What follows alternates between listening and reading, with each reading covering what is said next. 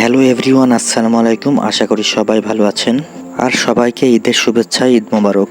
ঈদের কয়েকদিন খুবই গরম হওয়ায় কোথাও ঘুরতে বের হয়নি। আর আজকে ঈদের তৃতীয় দিন আমরা চলে গিয়েছিলাম একটু ঘুরতে, আর ওয়েদার ছিল অনেক সুন্দর। আর আমরা মোট গিয়েছিলাম 4 জন, আর রূপকথা ইকো রিসোর্টে আমরা গিয়েছি। যদিও এর আগেও আমরা রূপকথা ইকো রিসোর্টে আসছিলাম, আর আশেপাশে সবই ঘোরা শেষ মোটামুটি, আর এজন্যই আবারও এই জায়গাটা সিলেক্ট করা। আর এই রিসোর্টটা এমন সুন্দর, একবার গেলে বারবার যেতে মন চায়। আর এই রিসোর্টটা অনেক সুন্দর লাগার কারণ হচ্ছে পুরোটাই ন্যাচারালভাবে তৈরি। বেশিরভাগ চেষ্টা করেছে ন্যাচারালভাবে সব কিছু তৈরি করার। আর আশেপাশে প্রচুর গাছপালা, ঘাস, লতা পাতা, সবুজ আর সবুজ আশেপাশে যেদিকে দু চোখ যায়। আর পিছনের দিকে আছে কয়েকটা কটেজ, আর কটেজ থেকে একদম পুকুরের ভিউটা দেখা যায়।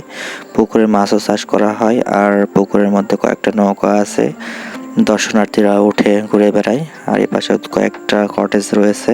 প্রত্যেকটা কটেজ এমন এমন জায়গায় স্থাপিত করেছে যেখান থেকে পুরো ভিউটা পাওয়া যায় আর পুরো সৌন্দর্যটা উপভোগ করা যায়, এমন এমন জায়গায় এইগুলো করে রাখছে।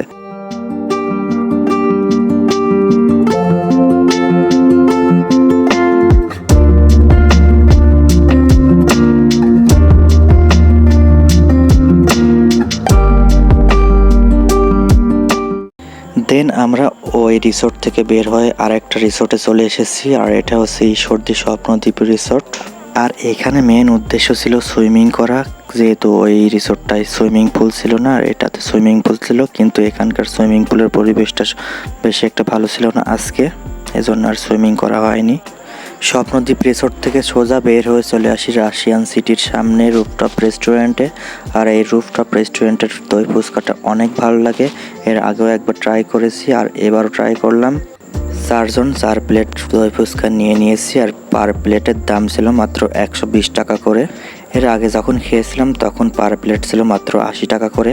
যেহেতু ওয়েদার খারাপ ছিল, আর এজন্যই খাওয়া দাওয়া শেষ করে সোজা রওনা দিই বাড়ির পথে। আর ওইদিকে হার্ডিং ব্রিজের উপরে ট্রেন যাচ্ছিল। আর ট্রেন যাওয়ার দৃশ্যটা সচরাচর দেখা যায় না, কারণ এখানে সময়ের ব্যাপার আছে। আর আর সেতুর উপরে আমরা নেমেছিলাম একটু, কারণ হচ্ছে সন্ধ্যার পরে যে রূপপুরের পারমাণবিক বিদ্যুৎ কেন্দ্রের যে দৃশ্যটা অনেক সুন্দর লাগছিল। আর পদ্মা নদীতেও অনেক পানি বেড়েছে, বেশ ভালোই লাগতেছিল, আর ঠান্ডা বাতাস হচ্ছিল।